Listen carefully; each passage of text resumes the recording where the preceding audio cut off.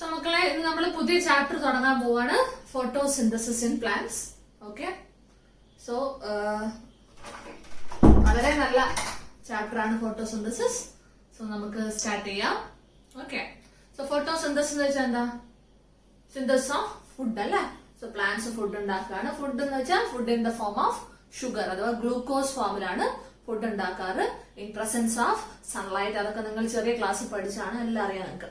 Okay, so ചാപ്റ്ററിന്റെ ഇൻട്രൊഡക്ഷനിൽ കുറെ എക്സ്പെരിമെന്റ്സും പിന്നെ കുറെ സയന്റിസ്റ്റിന്റെ പേരുകളൊക്കെ ആഡ് ചെയ്തിട്ടുണ്ട്. അതൊക്കെ ഒന്ന് ജസ്റ്റ് വായിക്കണം എന്ന് തന്നെയല്ലോ. ഓക്കെ, സോ നമ്മൾ ആക്ച്വൽ പ്രോസസ് ഓഫ് ഫോട്ടോസിന്തസിസിലേക്കാണ് കടക്കുന്നത്. ഓക്കെ, സോ ഫോട്ടോസിന്തസിസ് എന്ന് വെച്ചാൽ സിന്തസിസ് ഓഫ് ഫുഡാണ്. ഇത് എവിടെ നടക്കുക? പ്ലാന്റ്സില്, ലീഫിന്റെ ഉള്ളിലുള്ള സെല്ലുകളില്, സെല്ലിന് എന്താ വിളിക്കുക? മീസോഫിൽ സെൽ അല്ലെ?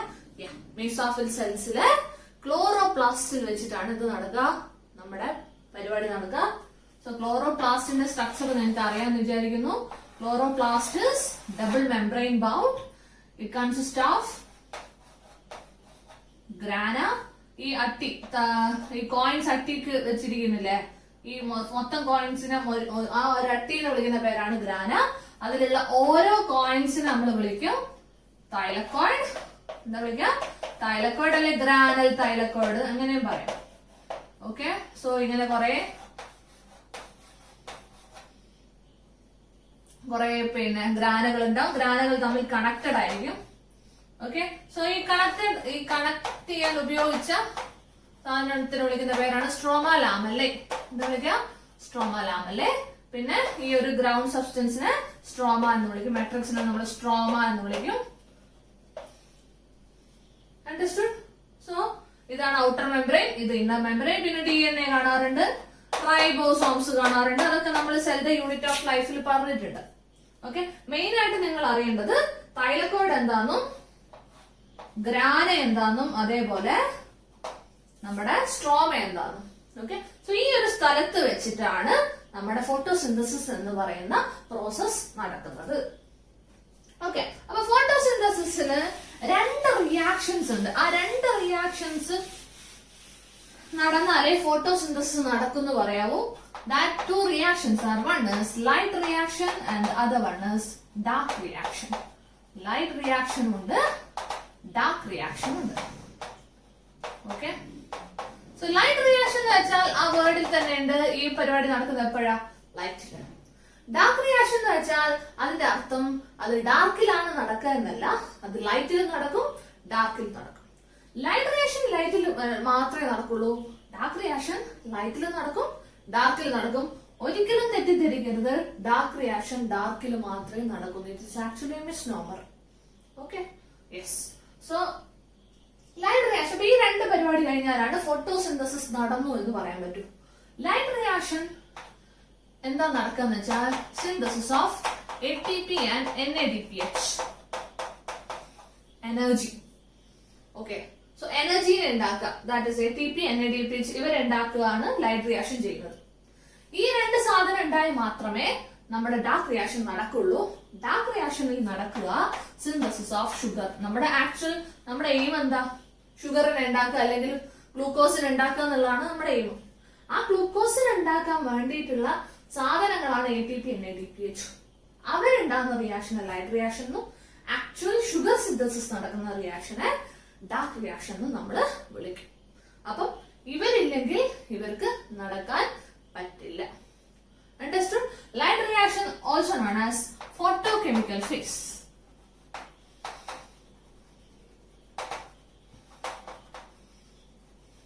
Dark reaction also known as biosynthetic phase.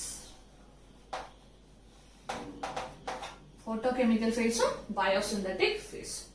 Okay, so ഒന്നാമത്തെ എന്താ? Light reaction. Okay. Before that, light reaction നടക്കുക എവിടെ വെച്ചാന്ന് വെച്ചാൽ നമ്മുടെ തൈലക്കോയിഡ് ഇല്ലേ, നിങ്ങൾ ഈ സാധനം കാണിച്ചില്ലേ, കോയിൻ, ഈ സാധനം, ഈ തൈലക്കോയിഡിലും അതേപോലെ സ്ട്രോമ ലാമല്ലയിലും നടക്കുന്ന റിയാക്ഷൻ ആണ് ലൈറ്റ് റിയാക്ഷൻ. അവിടെ എഴുതണേ, thylakoid and stroma lamellae, thylakoid and stroma lamellae, അല്ലെ പറയാം granal thylakoid and stroma lamellae. ഇവിടെ നടക്കുന്ന സാധനമാണ് എന്ത്? Light reaction.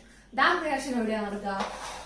നമ്മുടെ മെട്രിക്സിലെ സ്ട്രോമ അവിടെ വെച്ചിട്ടാണ് എന്ത് നടക്കുക? Dark reaction. So location of light reaction is thylakoid and stroma lamella. Location of dark reaction is stroma. Okay.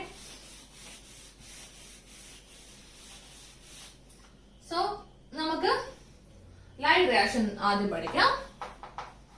Light reaction ഞാൻ പറഞ്ഞു ഓൾസോ നോൺ ആസ് എന്തായിരുന്നു? Also known as photochemical base. ഒരു പേരൂടെ ഉണ്ട്, ഫോട്ടോ ഫോസ്ഫോറൈലേഷൻ. എന്താ പറയാ? ഫോട്ടോ ഫോസ്ഫോറൈലേഷൻ. ഓക്കെ. സോ ഈ പരിപാടി നടക്കണമെങ്കിൽ കുറച്ച് സാധനങ്ങൾ വേണം. കുറച്ച് സാധനങ്ങൾ വേണം. സോ ഇതിന്റെ ലൊക്കേഷൻ എവിടെയാ? ഗ്രാനയും സ്ട്രോമ ലാമെല്ല അല്ലെ? തൈലക്കോയിഡ് ആൻഡ് സ്ട്രോമ ലാമെല്ലയിലാണ് നടക്കുക. ഓക്കെ. അപ്പം ഫോട്ടോ ഫോസ്ഫോറൈലേഷൻ നടക്കണമെങ്കിൽ കുറച്ച് സാധനങ്ങൾ വേണം. അവരെയാണ് നമ്മൾ ഫോട്ടോ സിസ്റ്റംസ് എന്ന് വിളിക്കുക. അപ്പൊ ഞാനിപ്പോ എന്ത് ചെയ്യാന്ന് വെച്ചാല്, ഞാൻ ഈ വരയ്ക്കാൻ പോകുന്നത് തൈലക്കോയിഡിനെയാണ്, ക്ലോറോപ്ലാസ്റ്റിനല്ല. ഞാൻ തൈലക്കോയിഡിനെ വരയ്ക്കാൻ പോകുന്നത്. This is thylakoid. Okay.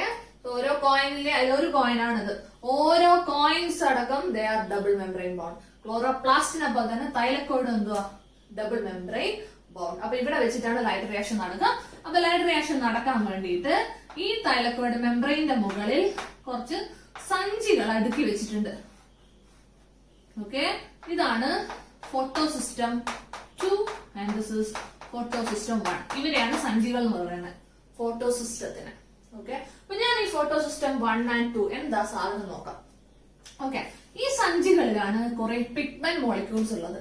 What do you mean by pigment?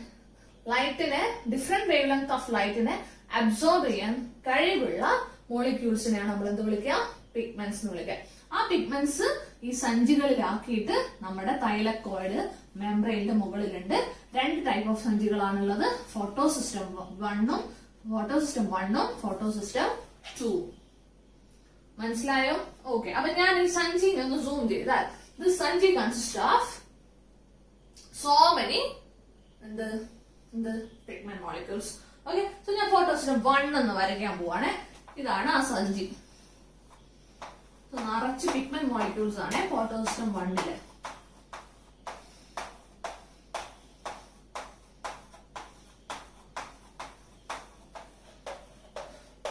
Main ആയിട്ട് നടുവിൽ ഒരു പിഗ്മെന്റ് ഉണ്ട്.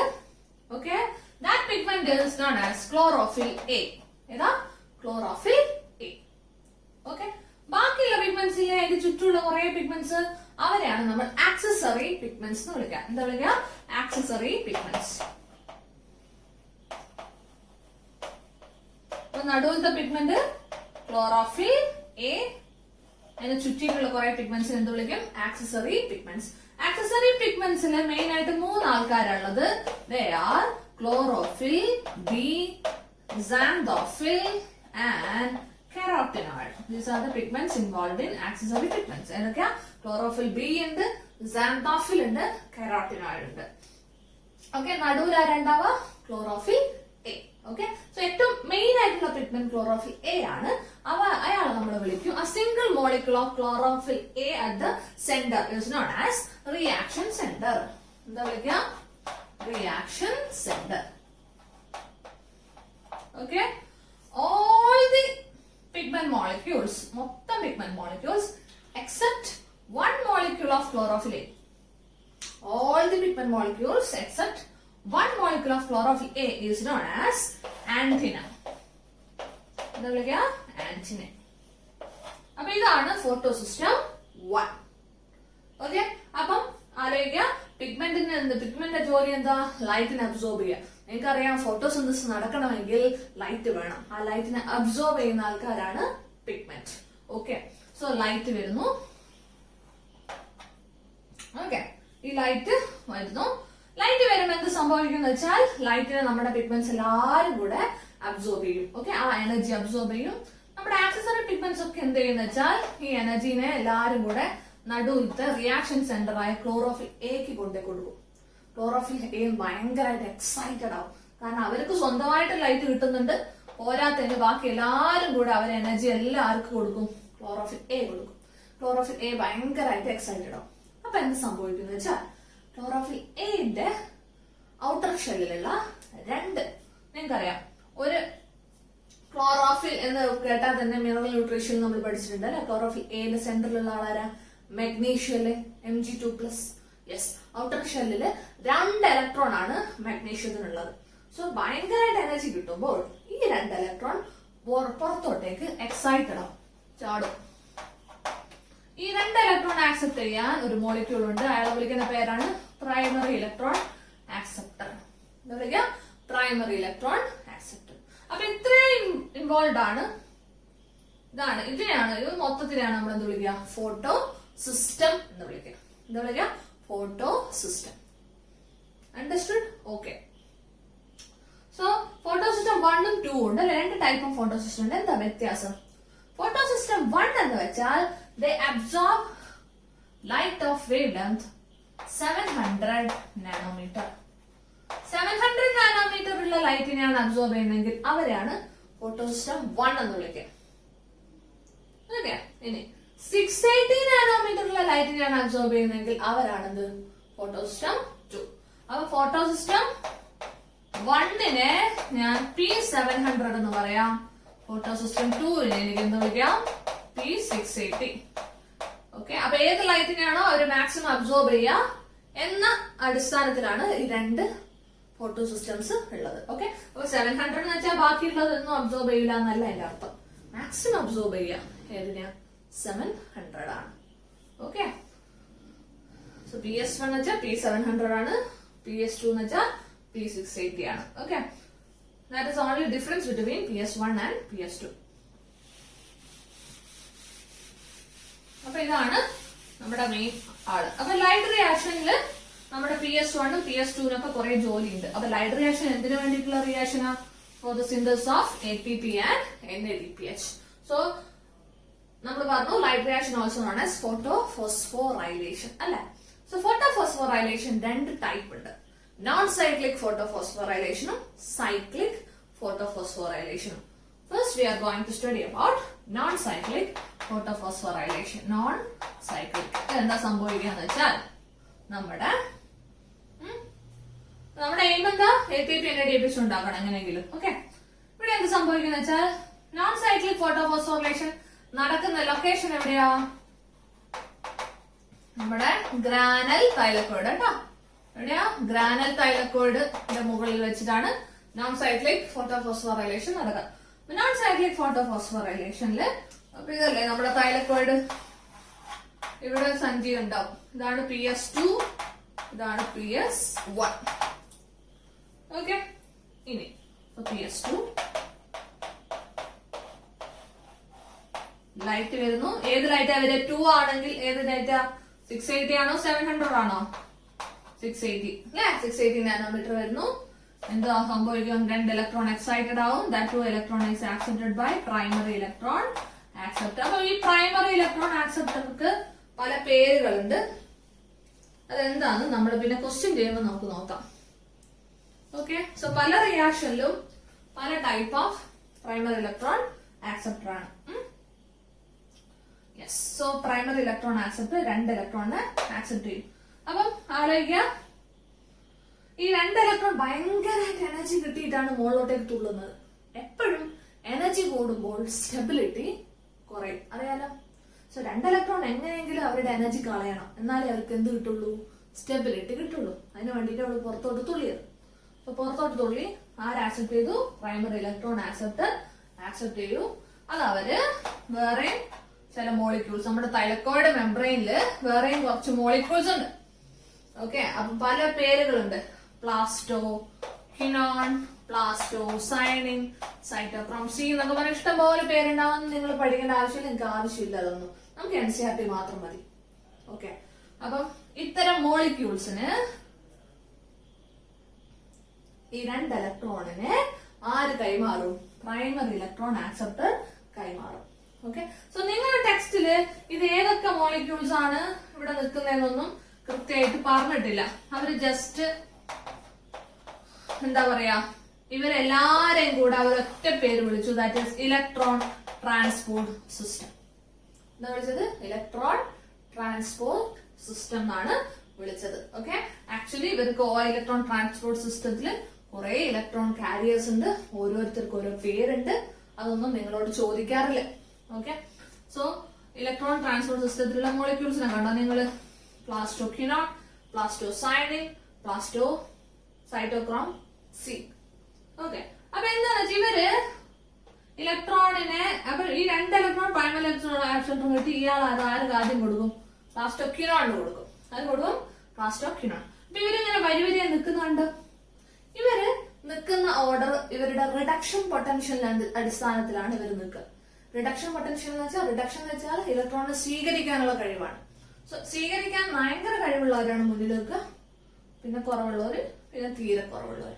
അപ്പം ഇവർക്ക് റിഡക്ഷൻ പൊട്ടൻഷ്യലിന് അനുസരിച്ചാണ് ഈ ഇലക്ട്രോൺ ട്രാൻസ്പോർട്ട് സിസ്റ്റത്തില് മോളിക്യൂൾസ് നിൽക്കുക എന്ന് ആലോചിക്കുക. ഓക്കെ, സോ ഞാൻ പറഞ്ഞ് കോംപ്ലിക്കേറ്റഡ് ആക്കുന്നില്ല. നമുക്ക് ജസ്റ്റ് എല്ലാരെയും കൂടെ എന്ത് പേര് വിളിക്കാം? ഇലക്ട്രോൺ ട്രാൻസ്പോർട്ട് സിസ്റ്റം എന്ന് വിളിക്കാം. Okay, so that two electron is ആര് കൊടുക്കും? ഇലക്ട്രോൺ ട്രാൻസ്പോർട്ട് സിസ്റ്റത്തിലൂടെ ഇങ്ങനെ 2 ഇലക്ട്രോൺ പാസ് ചെയ്യും. സോ എന്തിനാ ഇലക്ട്രോൺ പാസ് ചെയ്യുന്നത്? To release energy. Energy release ചെയ്താൽ മാത്രമേ അവർക്ക് എന്ത് കിട്ടുള്ളൂ? സ്റ്റെബിലിറ്റി കിട്ടുള്ളൂ. ഓക്കെ, അങ്ങനെ സോ ഇവിടെയാണ് നമ്മുടെ ETS ഉള്ളത്. ഇത് ഫോട്ടോസിസ്റ്റം 2, ഇത് 1. അങ്ങനെ ETS 2 ഇലക്ട്രോൺ ആർക്ക് കൊടുക്കുന്നറിയോ? നമ്മുടെ ഫോട്ടോസിസ്റ്റം 1ന് കൊടുക്കും. ഫോട്ടോസിസ്റ്റം 1 മനസ്സിലാകുന്നുണ്ടോ? ഓക്കെ, സോ ഇതേപോലെ നമ്മുടെ ഫോട്ടോസിസ്റ്റം 1ന് ലൈറ്റ് കിട്ടുന്നുണ്ട്. ലൈറ്റ് ഓഫ് വേവ് ലെങ്ത് എത്രയാ? 700 നാനോമീറ്റർ. അപ്പൊ നമ്മുടെ ഫോട്ടോസിസ്റ്റം 1ലുള്ള 2 ഇലക്ട്രോൺ അഗെയിൻ എക്സൈറ്റഡ് ആവും, accepted by primary electron acceptor. എന്താ പേര്? Primary electron acceptor. എന്നിട്ട് ഇത് അടുത്ത ആൾക്ക് കൊടുക്കും. ദാറ്റ് ഈസ് ഫെറഡോക്സിൻ എന്നാ വിളിക്കുക. പക്ഷെ എഗെയിൻ ഞാൻ പറയുന്നത് നിങ്ങൾക്ക് പഠിക്കാനില്ല. നമുക്ക് ആ ഒരു ഏറ്റവും ലാസ്റ്റ് ആർക്ക് കിട്ടുന്നു നമുക്ക് ആസ് പെർ NCERT പഠിക്കാം. പ്രൈം ഇലക്ട്രോൺ ആക്സെപ്റ്റർ ആ 2 ഇലക്ട്രോൺ ആർക്ക് കൊടുക്കുന്ന അറിയാവോ? ഒരു മോളിക്യൂൾ ഉണ്ട്, ആളുടെ പേരാണ് NADP+. എന്താ പേര്? NADP+. അവര് ഒരു H+ ആയിട്ട് കൂടെ ചേരും. എന്നിട്ട് they form NADPH. എന്തുണ്ടാക്കും? NADPH ഉണ്ടാക്കും. NADP+ ഒരു H+ ചേർന്നിട്ട് NADPH ഉണ്ടാക്കും. അപ്പം ഇതാണ് തൈലക്കോയിഡ് അല്ലേ? ആര്? Thylakoid. PS2 electron transport system, PS1. PS1ന്ന് 2 electron ഇവിടുന്ന് ഇജക്റ്റഡ് ആയി. അത് ആരെടുക്കും? NADP+ എന്ന് പറയുന്ന മോളിക്യൂൾ എടുക്കും. ആൻഡ് അത് 1 H+ കൂടെ ആയിട്ട് ചേരും, അഥവാ പ്രോട്ടോണുമായിട്ട് ചേരും. എന്നിട്ട് എന്തുണ്ടാക്കും? NADPH ഉണ്ടാക്കും. ഇതിപ്പോ എവിടെയാ മക്കളെ സ്ഥലം? ഇതാണ് ക്ലോറോപ്ലാസ്റ്റ്, ഇതാണ് തൈലക്കോയിഡ്. ഇവിടെയാണ് ആരുണ്ടായിരിക്കുന്നത്? NADPH അഥവാ സ്ട്രോമയിലാണ് NADPH ഉണ്ടായിരിക്കുന്നത്. Okay, understood? ഓക്കെ, സോ സ്ട്രോമയിൽ NADPH ഉണ്ടായി. അതിനൊരു ഇവിടെ ഒരു എൻസൈം സഹായിക്കുന്നുണ്ട്. ആ എൻസൈമിന്റെ പേരാണ് NADP റിഡക്ടേസ് എൻസൈം. എന്താ പേര്? NADP reductase enzyme. Understood? Okay, അപ്പൊ അത്രയും കാര്യങ്ങൾ ആലോചിക്കുക. അപ്പൊ ഇതിനെയാണ് നമ്മൾ non cyclic photophosphorylation. And before that 2 electron ഇതിലൂടെ മൂവ് ചെയ്യുന്നു പറഞ്ഞില്ലേ? During this movement electron transport സിസ്റ്റത്തിൽ വെച്ചിട്ട് ADP നിന്ന് ആരുണ്ടാകുന്നുണ്ട്? ATP ഉണ്ടാകുന്നുണ്ട്. അതെങ്ങനെയാന്ന് നമ്മൾ പിന്നെ എക്സ്പ്ലെയിൻ ചെയ്യും. ഞാൻ എന്തായാലും പറയൂ, അത് ജസ്റ്റ് ആലോചിക്കാം. ഇവിടെ വെച്ചിട്ട് ATP ഉണ്ടാകുന്നുണ്ട്. Okay, yes. അപ്പൊ ഈ നോൺ സൈക്ലിക് ഫോട്ടോഫോസ്ഫോറിലേഷൻ എന്തൊക്കെ ഉണ്ടായി? ATP ഉണ്ടായി, NADPH ഉണ്ടായി. നമ്മളെ ഡാർക്ക് റിയാക്ഷന്റെ 2 റോ മെറ്റീരിയൽസ് ആയിരുന്നു ATP NADPH. അവ 2 പേരും ഇവിടെ ഉണ്ടായി. ഓക്കെ, ഇനി ഞാനൊരു ചോദ്യം ചോദിക്കട്ടെ. ഇവിടുത്തെ 2 ഇലക്ട്രോൺ പോയില്ലേടോ? അടുത്ത ലൈറ്റ് വരുമ്പോൾ എഗെയിൻ 2 ഇലക്ട്രോൺ പോകും. ഇങ്ങനെ ഇലക്ട്രോൺ പോയാ PS2 വല്ല ഇലക്ട്രോൺ പിന്നെ ബാക്കി ഉണ്ടാവോ? ഇല്ല. റൈറ്റ്? സോ 2 ഇലക്ട്രോൺ പോകുമ്പം അതിനെ കോമ്പൻസേറ്റ് ചെയ്യാൻ വേണ്ടിയിട്ട് ഇവിടുന്ന് നമ്മുടെ വാട്ടർ സ്പ്ലിറ്റ് ചെയ്തിട്ട് 2 ഇലക്ട്രോൺ ആർക്ക് കൊടുക്കുന്നുണ്ടെന്ന് അറിയാവോ? ആർക്ക് കൊടുക്കുന്നുണ്ട്? PS2 കൊടുക്കുന്നുണ്ട്. എന്നുവെച്ചാൽ PS2 അടുത്ത് വെച്ചിട്ട് വെള്ളം സ്പ്ലിറ്റ് ചെയ്യും. അതിനെയാണ് ഫോട്ടോലൈസിസ് ഓഫ് വാട്ടർ എന്ന് വിളിക്കുക. ഓക്കെ, വെള്ളം സ്പ്ലിറ്റ് ചെയ്യുമ്പോൾ എന്തൊക്കെ ഉണ്ടാവും? 2 ഇലക്ട്രോൺ ഉണ്ടാവും, 2 പ്രോട്ടോൺ ഉണ്ടാവും, half O2 ഉണ്ടാവും. ഓക്കെ, ഈ half O2 എങ്ങോട്ടേക്ക് പോകും? തിരിച്ച് അറ്റ്മോസ്ഫിയറിലേക്ക് പോകും.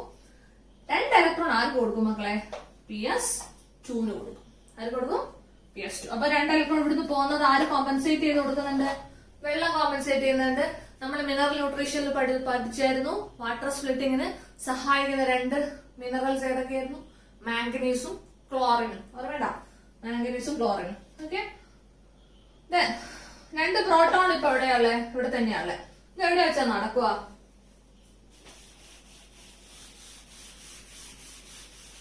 ഇതാണ് തൈലക്കോയിഡ്. തൈലക്കോയിഡാണ്. ഞാൻ വരയ്ക്കുന്നത് തൈലക്കോയിഡാണോ ക്ലോറോപ്ലാസ്റ്റ് ആണോ എന്ന് ഞാൻ പറയുമ്പോൾ ശ്രദ്ധിക്കണേ. ഇതാണ് തൈലക്കോയിഡ്. ഇവിടെയാണ് ഫോട്ടോ സിസ്റ്റം 2 ഉള്ളത്. ഇവിടെ ഇലക്ട്രോൺ ട്രാൻസ്പോർട്ട് സിസ്റ്റം, ഇവിടെ ഫോട്ടോ സിസ്റ്റം 1 ആണല്ലോ.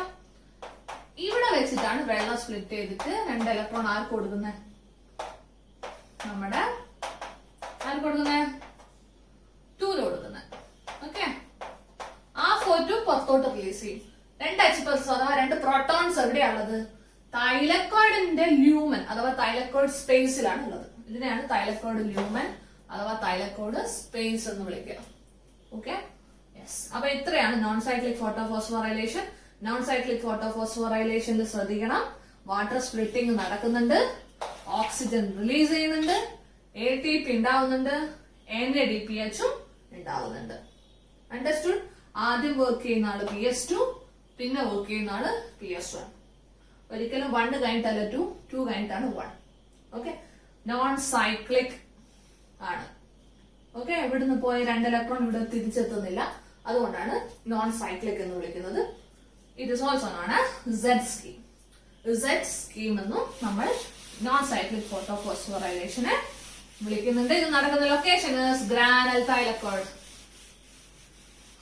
അടുത്തതാണ് സൈക്ലിക് ഫോട്ടോഫോസ്ഫോറൈലേഷൻ. എന്താ സൈക്ലിക്? ഇത് നടക്കുന്ന ലൊക്കേഷൻ ഏതാ? നമ്മുടെ സ്ട്രോമ ലാമല്ലേ. എവിടെയാ? സ്ട്രോമ ലാമല്ലേ. അപ്പൊ സ്ട്രോമ ലാമല്ലേ ആണേലും തൈലക്കോയിഡ് ആണേലും ഏകദേശം രണ്ടിന് ഉണ്ടാക്കിയിരിക്കുന്ന മെറ്റീരിയൽ സെയിം ആണ്. ഓക്കെ, അപ്പം സ്ട്രോമ ലാമല്ലയില് എങ്ങനെയാണ് സംഭവം നടക്കുന്നത് നോക്കാം. സ്ട്രോമ ലാമല്ലയുടെ പ്രത്യേകത, stroma ലാമല്ലയിൽ PS2 is absent. PS2 എന്ന് പറയുന്ന സാധനം സ്ട്രോമ ലാമല്ലയിൽ ഇല്ല, ഒരാളേ ഉള്ളൂ, which is PS1. So PS1 മാത്രമുള്ള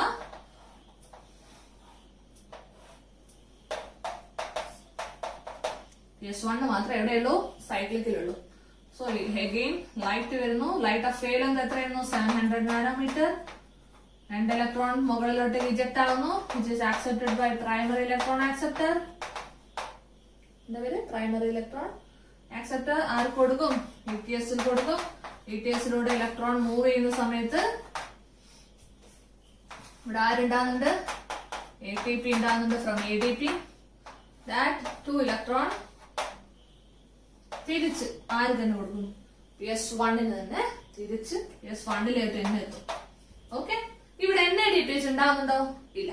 കാരണം in stroma lamellae NADP reductase enzyme is absent. NADP reductase enzyme ഉണ്ടെങ്കിൽ മാത്രമേ NADPH-നെ ഉണ്ടാക്കാൻ പറ്റുള്ളൂ. സ്ട്രോമ ലാമല്ലയിൽ ആ സാധനം ഇല്ല, ആബ്സെന്റ് ആണ്. ഓക്കെ, സോ സൈക്ലിക് ഫോട്ടോഫോസ്ഫോറൈലേഷനിൽ 2 ഇലക്ട്രോൺ പോയിട്ട് ആ 2 ഇലക്ട്രോൺ അവിടെ തന്നെ തിരിച്ചെത്തുന്നുണ്ട്. That's why it is known as cyclic photophosphorylation. And what are the difference between cyclic and non-cyclic? ഇവിടെ വാട്ടർ സ്പ്ലിറ്റ് ചെയ്യുന്നുണ്ടോ? ഇല്ല. കാരണം ഇവിടെ 2 ഇലക്ട്രോൺ കോമ്പൻസേറ്റ് ചെയ്യേണ്ട ആവശ്യമില്ല. സോ വാട്ടർ സ്പ്ലിറ്റിംഗ് ഇല്ല, ഓക്സിജൻ റിലീസ് ഇല്ല. Only PS1 is functional. NADPH is not synthesized. ATP ഉണ്ടാകുന്നുണ്ട്. എന്തുണ്ടാകുന്നുണ്ട്? ATP ഉണ്ടാകുന്നുണ്ട്. അപ്പൊ ഇതാണ് സൈക്ലിക് ഫോട്ടോഫോസ്ഫോറൈലേഷൻ. സോ എന്തൊക്കെ ഡിഫറൻസ് എന്ന് ചോദിക്കുമ്പോ പെട്ടെന്ന് പറയാൻ പറ്റണം. എന്തൊക്കെയാണ് ഡിഫറൻസ് സൈക്ലിക്കും നോൺ സൈക്ലിക്കും തമ്മിൽ? നോൺ സൈക്ലിക്കില് PS2 and PS1 is functional. സൈക്ലിക്കില് only PS1 is functional.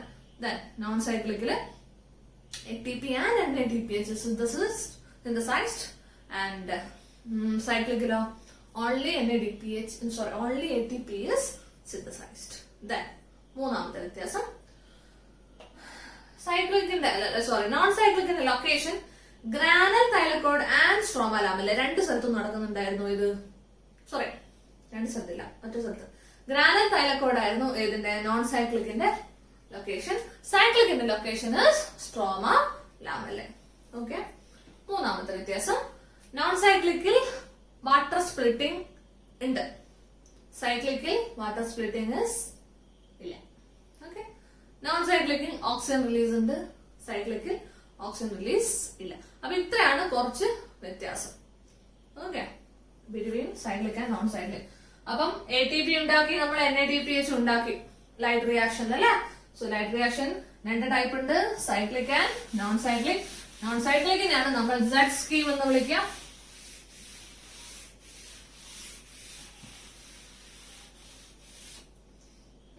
ഇനി നമുക്ക് ഞാൻ പറഞ്ഞു ഇലക്ട്രോൺ ട്രാൻസ്പോർട്ട് സിസ്റ്റത്തിന്റെ അവിടെ വെച്ചിട്ടാണ് ATP ഉണ്ടാവുന്നതെന്ന് അല്ലെ. എങ്ങനെയാണ് ATP ഉണ്ടാവുന്നതെന്ന് നമുക്കിനി എക്സ്പ്ലെയിൻ ചെയ്യാം. അതിനൊരു ഹൈപ്പോത്തസിസ് ഉണ്ട്.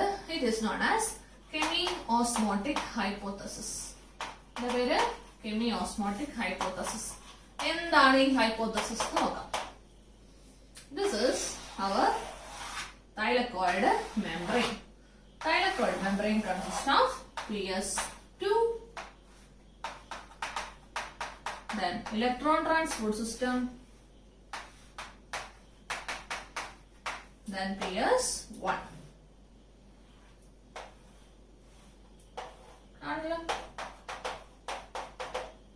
ഇവിടെയാണ് വെള്ളം സ്പ്ലിറ്റ് ചെയ്യുന്നത്. രണ്ട് ഇലക്ട്രോൺ ഇവർക്ക് കൊടുക്കും, രണ്ട് H+ റിലീസ് ചെയ്യുന്നുണ്ട്, O2 റിലീസ് ചെയ്യുന്നുണ്ട്. ഓക്കെ, സോ ഇതാണ് തൈലക്കോയിഡ്. പുറത്തുള്ള ഈ സ്ഥലം ഏതാ? Stroma, right? സ്ട്രോമ. ഇവിടെ NADPH ഉണ്ടാകുന്നുണ്ട് ഫ്രം NADP+. ഓക്കെ, അപ്പൊ ആലോചിക്കാം. എന്തോ ഒരു കാരണവശാൽ നമ്മുടെ സ്ട്രോമയില് H+ന്റെ കോൺസെൻട്രേഷൻ, H+ ആരാ? പ്രോട്ടോൺസ്. എന്തുകൊണ്ടാണ് നമ്മൾ പിന്നെ പറയും, ലാസ്റ്റ് പറയും. സ്ട്രോമയിൽ ആദ്യം H+ പ്രോട്ടോൺസിന്റെ കോൺസെൻട്രേഷൻ കൂടുതലായിരിക്കും. നമ്മുടെ തൈലക്കോയിഡ് ല്യൂമൻ, അതേപോലെ തൈലക്കോയിഡ് സ്പേസിൽ ല്യൂമൻ അഥവാ സ്പേസില് പ്രോട്ടോണിന്റെ കോൺസെൻട്രേഷൻ കുറവായിരിക്കും.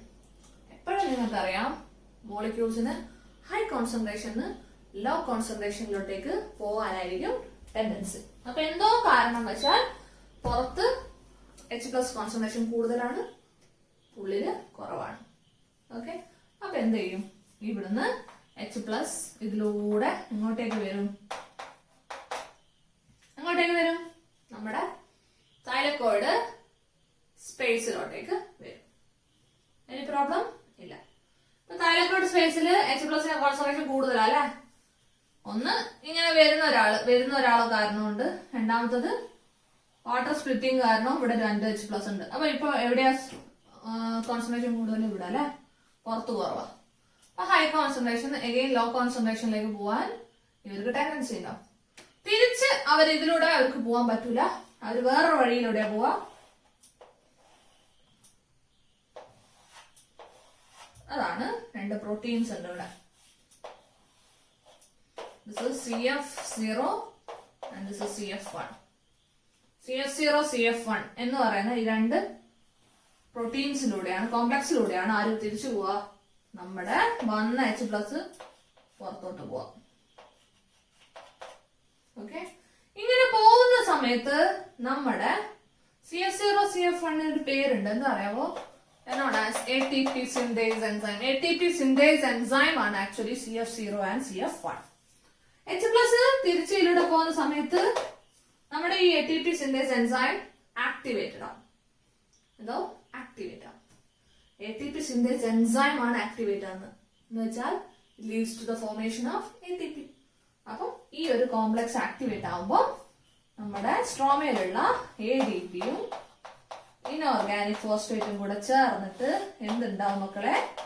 ATP ഉണ്ടാവും. അപ്പൊ H+ ഇപ്പൊ എവിടെ എത്തിയിരിക്കുക? സ്ട്രോമയിൽ എത്തിയിരിക്കുക.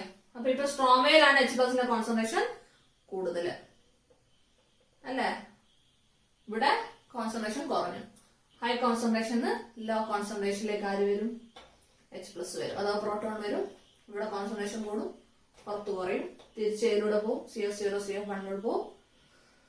CH0 CF1 അഥവാ ATP സിന്തേസ് ആക്ടിവേറ്റ് ആവും. ADP ഇനോർഗാനിക് ഫോസ്ഫേറ്റ് കൂടി ചേർന്ന് ATP ഉണ്ടാവും. ഈ ഒരു ഹൈപ്പോതെസിനെ വിളിക്കുന്ന പേരാണ് കെമിയോസ്മോട്ടിക് ഹൈപ്പോതെസിസ്. കെമിയോസ്മോട്ടിക് ഹൈപ്പോതെസിസ് എന്തിന്റെ ഫോർമേഷൻ ആണ് എക്സ്പ്ലെയിൻ ചെയ്യുന്നത്? ATPയുടെ ഫോർമേഷൻ. ATP എങ്ങനെയാ ഉണ്ടാവുന്നത്? ഇത് ഒരു കാരണം ആരാ? നമ്മുടെ പ്രോട്ടോണിന്റെ കോൺസെൻട്രേഷനിലുള്ള വ്യത്യാസം കാരണമാണ് ഈ പരിപാടി നടക്കുന്നത്. ഓക്കെ,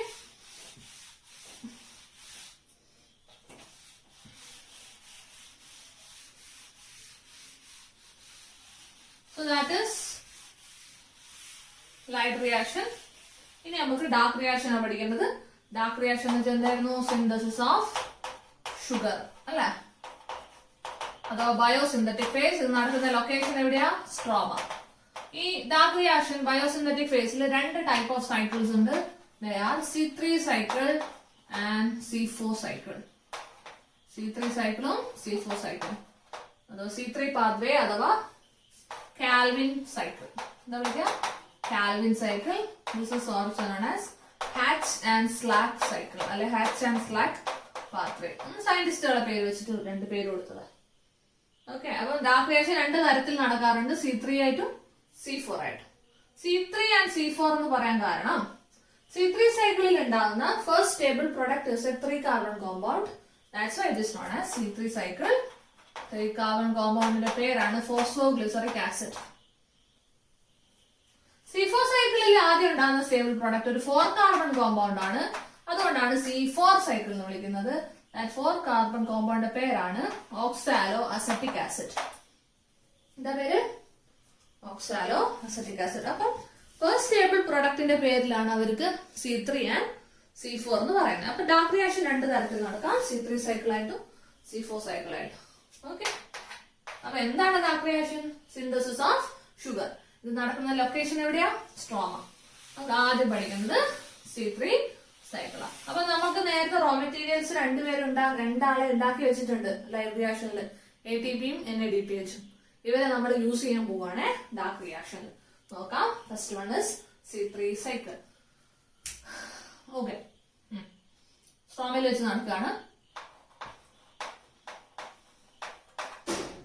ബിഫോർ ദാറ്റ് നമ്മുടെ ഓവറോൾ ഒരു ഫോട്ടോസിന്തസിസ് റിയാക്ഷന്റെ ഫോട്ടോസിന്തസിസ് എന്ന് പറയുന്ന റിയാക്ഷൻ എന്തുവാ? കാർബൺ ഡൈ ഓക്സൈഡും വാട്ടറും കൂടെ ചേർന്നിട്ട് ആരുണ്ടാവും?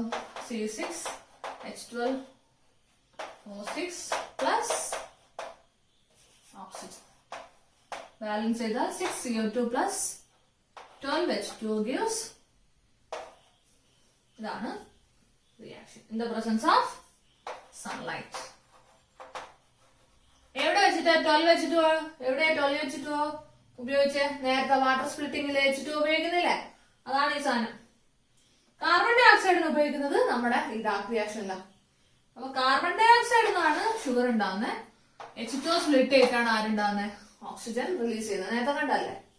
ഓക്കെ, അപ്പൊ ഇതാണ് ഓവറോൾ റിയാക്ഷൻ. 6 കാർബൺ ഡൈ ഓക്സൈഡും 12 വാട്ടറും ചേർന്നിട്ട് ഒരു ഷുഗറും അഥവാ ഒരു ഗ്ലൂക്കോസും 6 ഓക്സിജനും. അപ്പൊ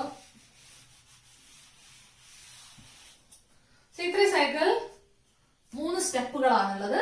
കാർബോക്സിലേഷൻ, റിഡക്ഷൻ ആൻഡ് റീജനറേഷൻ.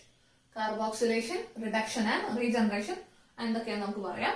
ആദ്യം RUBP, റിബുലോസ് 1,5 ബിസ്ഫോസ്ഫേറ്റ് എന്നതിന്റെ പേര്. ഈ RUBP സ്ട്രോമയിലുള്ള ഈ മോളിക്യൂൾ ഒരു 5 കാർബൺ കോമ്പൗണ്ട് ആണ് ഈ RUBP. ഈ സാധനം നമ്മുടെ കാർബൺ ഡൈ ഓക്സൈഡിനെ, സ്റ്റൊമാറ്റയിലൂടെ വരുന്ന കാർബൺ ഡൈ ഓക്സൈഡിനെ ആക്സെപ്റ്റ് ചെയ്യും. 5 കാർബണും 1 കാർബണും കൂടെ ചേർന്നാൽ ഒരു 6 കാർബൺ കോമ്പൗണ്ട് ആണ് ഉണ്ടാവുക. But that 6 carbon compound is unstable. That 6 carbon compound split ചെയ്തിട്ട് 2 3 കാർബൺ കോമ്പൗണ്ട് ഉണ്ടാവും. ആ 3 കാർബണിന്റെ പേരാണ് 3-phosphoglyceric acid. എത്ര എണ്ണം ഉണ്ടാവും? 2 എണ്ണം ഉണ്ടാവും. ഓക്കെ, 3 കാർബൺ അല്ലേ? 5+1 ശ്രദ്ധിക്കണേ, 6. 3 കാർബണുള്ള 2 കോമ്പൗണ്ട്, അപ്പൊ 6 ആയില്ലേ കാർബൺ ടോട്ടല്. അപ്പൊ ഫസ്റ്റ് ടേബിൾ പ്രോഡക്റ്റ് ഏതാ? 3-phosphoglyceric acid. 3-phosphoglyceric acid എന്ന് വെച്ചാൽ 3 PG എന്നല്ല അർത്ഥം. മൂന്നാമത്തെ കാർബണിന്റെ മുകളിൽ ഫോസ്ഫേറ്റ് ഗ്രൂപ്പ് എന്നാണ് അർത്ഥം. 3 എണ്ണം എന്നല്ല കേട്ടോ അർത്ഥം, അറിയാലോ, നെയിമിംഗ് പഠിച്ചല്ലേ. ഇവിടെ 2 3PG ഉണ്ടാവുക.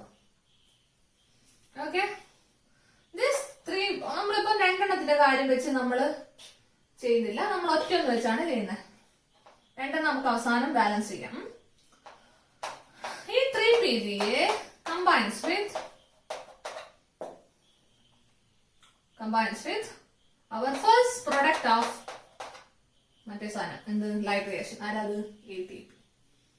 ഓക്കെ, എന്നിട്ട് എന്തുണ്ടാവും അറിയാവോ? 3-phosphoglyceric acid ATP ആയിട്ട് കമ്പൈൻ ചെയ്ത് 1,3-biphosphoglyceric acid ഉണ്ടാവും, which is also 3 carbon compound plus ADP ഉണ്ടാവും, plus ADP. This 1,3-biphosphoglyceric acid again combines with our next product of light reaction, that is NADPH, and form 3-phosphoglyceraldehyde. ആരാ? 3-phosphoglyceraldehyde. 3 carbon ആണ്, again ഇവരും 3 carbon ആണ്, plus NADP. Okay, so നമുക്ക് ഇതൊന്ന് balance ചെയ്ത് നോക്കാം. Okay, so നിങ്ങൾ reaction കണ്ടായിരുന്നു. നമ്മൾ ആദ്യം എഴുതിയ ഓവറോൾ റിയാക്ഷനിൽ എത്ര കാർബൺ ഡൈ ഓക്സൈഡ് ആണ്? 6 കാർബൺ ഡൈ ഓക്സൈഡ് ആയിട്ടാണ് ഫിക്സ് ചെയ്യുന്നത് അല്ലെ. അപ്പൊ ഒരു RUBPക്ക് ഒരു CO2 ആയിട്ട് കമ്പൈൻ ചെയ്യണം. അപ്പൊ 6 കാർബൺ ഡൈ ഓക്സൈഡിന് എത്ര RUBP വേണം? 6 RUBP. ഓക്കെ, ഒരു CO2 ഒരു RUBP ഉപയോഗിക്കുമ്പോൾ 2 3PG എന്താണ്? 6 എണ്ണം ഉപയോഗിക്കുമ്പോൾ 12 എണ്ണം ഉണ്ടാവും. മാത്സ് വെറും മാത്സ്. അപ്പൊ 12 3PG ഉണ്ട്. 12 3PG ആണ് അടുത്ത റിയാക്ഷനിൽ പങ്കെടുക്കുന്നത്. ഒരു 3PGക്ക് ഒരു ATP ആണ്, 12 എണ്ണത്തിന് 12 ATP. 12 1,3-bipg-യും 12 ADP ഉണ്ടാവും, 12 എണ്ണം. അപ്പൊ ഒന്നിന് ഒരു NADP ആണ്, 12 എണ്ണത്തിന് 12 NADPH. 12 3-phosphoglyceraldehyde ഉണ്ടാവും, 12 NADP പ്ലസ് ഉണ്ടാവും. Okay, yes. ആലോചിക്കുക, ഒരു 3PG എന്ന് വെച്ചാൽ 3 കാർബൺ കോമ്പൗണ്ടാ. അപ്പൊ 2 3PG എന്ന് വെച്ചാൽ എത്ര കാർബൺ കോമ്പൗണ്ടാ മക്കളെ? 6 കാർബൺ കോമ്പൗണ്ട് അല്ലേ. സോ ഈ 12 എണ്ണത്തിൽ നിന്ന് 2 എണ്ണം 2 PGL ഉപയോഗിച്ച് ഞാൻ എന്തുണ്ടാക്കുന്ന അറിയാമോ? ഗ്ലൂക്കോസ് ഉണ്ടാക്കും. ഗ്ലൂക്കോസ് വെച്ചാൽ C6H12O6 6 കാർബൺ കോമ്പൗണ്ടാ. 2 PGL എന്ന് വെച്ചാൽ ഒരു PGL 3 കാർബൺ, അപ്പൊ 2 എന്ന് വെച്ചാൽ 6 കാർബൺ ആയ ഗ്ലൂക്കോസ് ഞാൻ ഉണ്ടാക്കും. ബാക്കി എത്ര PGL ഉണ്ട്? 10 അല്ലേ. 10 3-phosphoglyceraldehyde ഉണ്ട്, combines with again ATP ആയിട്ട് ചേരും. എന്നിട്ട് ആരെ ഉണ്ടാക്കുന്ന അറിയോ? RUBP-നെയും ADP-നെയും ഉണ്ടാക്കും. ATP അല്ല ADP, RUBP and ADP. 3PG എന്ന് വെച്ചാൽ എത്ര കാർബണാ? 3 കാർബൺ. ഇവിടെ ഇപ്പൊ ടോട്ടൽ എത്ര കാർബൺ ഉണ്ട്? 10 × 3 30 കാർബൺ ഉണ്ട്. എത്ര? 30 കാർബൺ. 30 കാർബണിൽ നിന്ന് എത്ര RUBP മോളിക്യൂൾസ് നിങ്ങൾക്ക് ഉണ്ടാക്കാം? ഒരു RUBP 5 കാർബണാ. എത്ര RUBP ഉണ്ടാക്കടോ? 6 എണ്ണത്തിന് ഉണ്ടായിക്കൂടെ? 6 × 5 അല്ലേ 30. 10 × 3 30, 6 × 5. അപ്പൊ 6 RUBP ഇവിടെ ഉണ്ടായതുകൊണ്ടാ. ഒരു RUBP ഉണ്ടാക്കാനാണ് ഒരു ATP. അപ്പൊ 6 എണ്ണത്തിന് ഉണ്ടാക്കാൻ 6 ATP, ഇവിടെ 6 ADP ഉണ്ട്. കണ്ടോ? അപ്പം ഇവിടെ നമ്മൾ യൂസ് ചെയ്യുന്ന RUBP ഇവിടെ അഗൈൻ റീജനറേറ്റ് ചെയ്തു. ഇതാണ് അഗൈൻ അടുത്തതിന് CO2 ആയിട്ട് കമ്പൈൻ ചെയ്യുന്നത്. സോ ഇതാണ് കാൽവിൻ സൈക്കിൾ. ഞാൻ സൈക്കിൾ ആയിട്ട് വരച്ചാൽ കുറച്ച് കൺഫ്യൂസിങ് ആയതുകൊണ്ടാണ് ഇങ്ങനെ എഴുതിയത്. മനസ്സിലാവുന്നുണ്ടോ? ഇവിടെ നോക്കിയാൽ നിങ്ങള് ആദ്യം കാർബൺ ഡൈ ഓക്സൈഡ് ആയിട്ട് ചേരുന്ന റിയാക്ഷനിലെ RUBP, ആ ചേരുന്ന റിയാക്ഷൻ വിളിക്കുന്ന പേരാണ് carboxylation. First step is carboxylation. രണ്ടാമത്തെ മൂന്നാമത്തെ സ്റ്റെപ്പിനെ നമ്മൾ വിളിക്കും 2 and 3 റിഡക്ഷൻ. ലാസ്റ്റ് സ്റ്റെപ്പിനെ നമ്മൾ വിളിക്കും that means regeneration of ReBP. അതാണ് റീജനറേഷൻ. സോ 3 സ്റ്റെപ്സ് ഏതൊക്കെയാ? Carboxylation, reduction and regeneration. So ഒരു ഗ്ലൂക്കോസ് മോളിക്യൂൾ ഉണ്ടാക്കാൻ എത്ര PgL വേണം? 2 PgL. എത്ര ReBP ആണ് റീജനറേറ്റ് ചെയ്യുക? 6 ReBP. ഓക്കെ. ആൻഡ് ഇവിടെ ഉപയോഗിക്കുന്ന എൻസൈം ഏതാ അറിയാലോ? റുബിസ്കോ. റുബിസ്കോ. അപ്പൊ എത്ര ഈ സൈക്കിളിലാണ് C3 സൈക്കിൾ അഥവാ കാൽവിൻ സൈക്കിൾ എന്ന് വിളിക്കുന്നത്. ഓക്കെ. ഇവിടെ ഒന്ന് കാൽക്കുലേറ്റ് ചെയ്ത് നിങ്ങൾ ടോട്ടൽ ഒരു ഗ്ലൂക്കോസ് മോളിക്യൂളിനെ ഉണ്ടാക്കാൻ four the synthesis of 1 glucose molecules നിങ്ങൾക്ക് എന്തൊക്കെ വേണം? 6 CO2 വേണം. എത്ര ATP വേണം? 12 ഉം 6ഉം 18 ATP വേണം. എത്ര NADPH വേണം? 12. ഇവിടെ മാത്രമല്ല NADPH ഉള്ളൂ, 12 NADPH വേണം.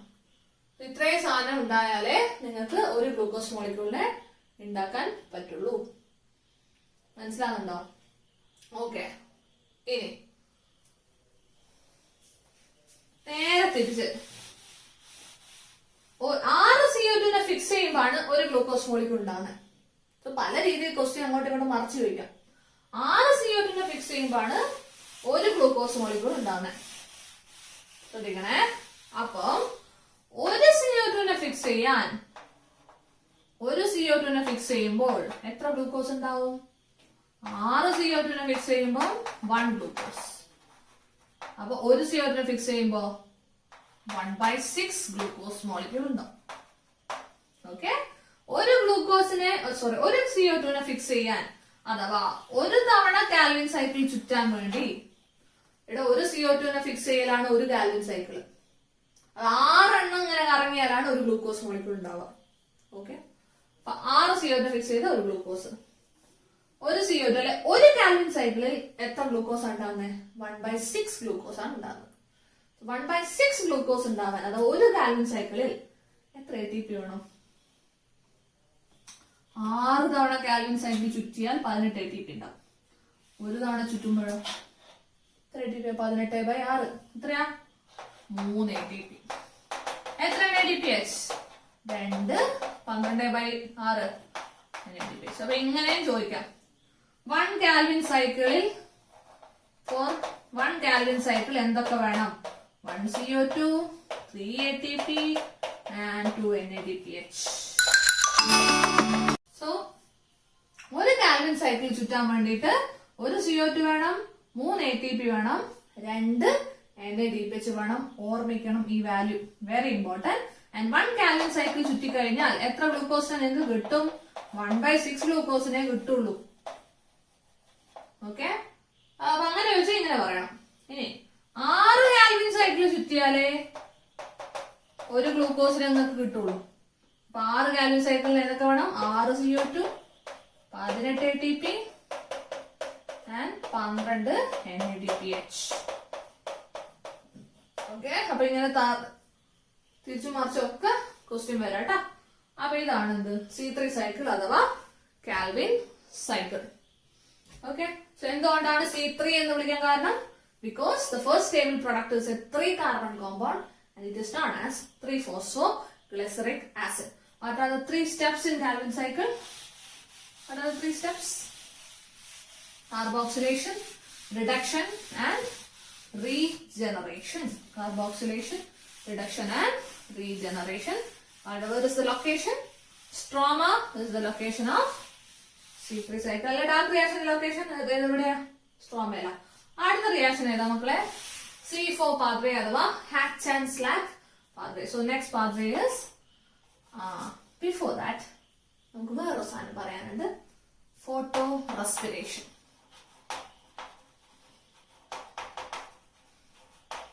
അഥവാ C2 cycle. ഫോട്ടോ റെസ്പിറേഷൻ അഥവാ C2 cycle. സോ നിങ്ങള് C3 സൈക്കിൾ കണ്ടല്ലോ. C3 സൈക്കിൾ നിങ്ങൾക്ക് അറിയാം എന്താ അവിടെ സംഭവിച്ചത്? ReBP combines with carbon dioxide in the presence of enzyme Rubisco, which leads to the formation of finally ആരുണ്ടായി മക്കളെ? ആദ്യം 3,4-glyseric acid ഉണ്ടായി. പിന്നെ കുറെ കഴിഞ്ഞിട്ട് ആരുണ്ടായി?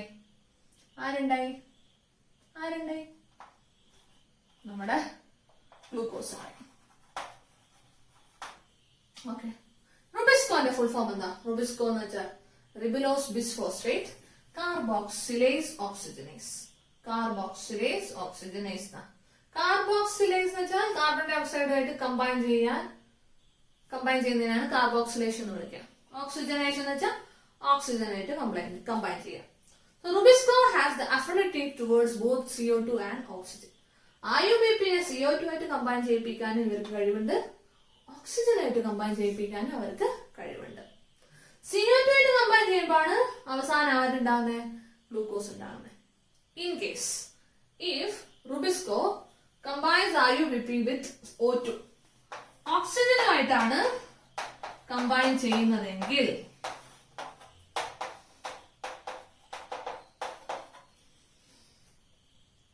ഫോസ്ഫോഗ്ലിസറിക് ആസിഡ് അല്ല ഉണ്ടാവുക, പകരം ഉണ്ടാകുന്ന ആളെ പേരാണ് ഫോസ്ഫോഗ്ലൈക്കോളിക് ആസിഡ്. ഫോസ്ഫോഗ്ലൈക്കോലേറ്റ് അല്ലെ ഗ്ലൈക്കോളിക് ആസിഡ്. ഓക്കെ, ഇയാളാണ് ഉണ്ടാവുക. ഓക്കെ, ഇയാളുണ്ടാവും പ്ലസ് 3-ഫോസ്ഫോഗ്ലിസറിക് ആസിഡ്, രണ്ടാളുണ്ടാവേ.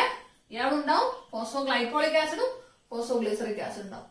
ഇതിന്റെ പ്രശ്നം, ഇതൊരിക്കലും എന്തുണ്ടാക്കില്ല, അവസാനം ആരുണ്ടാക്കൂല? ഗ്ലൂക്കോസിനെ ഉണ്ടാക്കൂല.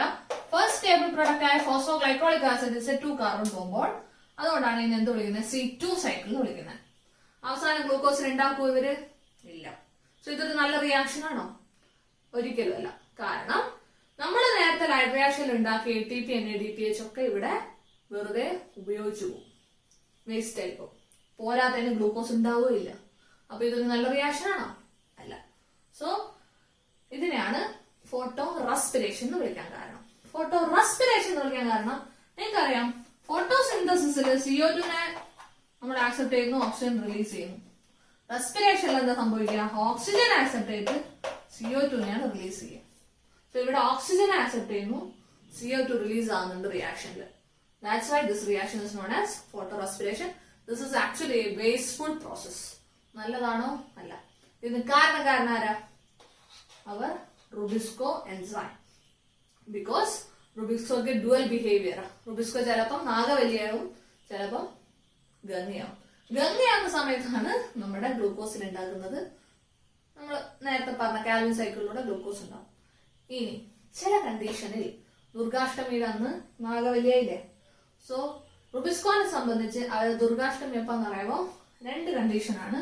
That is when there is high temperature in the atmosphere and when there is high concentration of oxygen in the atmosphere. ഈ രണ്ട് കണ്ടീഷനിൽ നമ്മുടെ Ganga നാഗവല്ലിയാവും.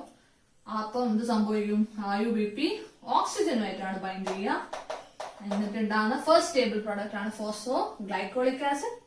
Okay, so photorespiration എന്ന് വെച്ചാൽ നമ്മള് ഈ C3 സൈക്കിൾ പഠിച്ചില്ലേ, അതേപോലെ കുറെ റിയാക്ഷൻസ് 3 സ്ഥലത്ത് വെച്ചിട്ടാണ് ഇത് നടക്കുകയൊക്കെ ചെയ്യുന്നത്. അപ്പം കുറെ ഭയങ്കര ഒരു ഇലാബറേറ്റ് പ്രോസസ് ആണ് ഫോട്ടോ റെസ്പിറേഷൻ.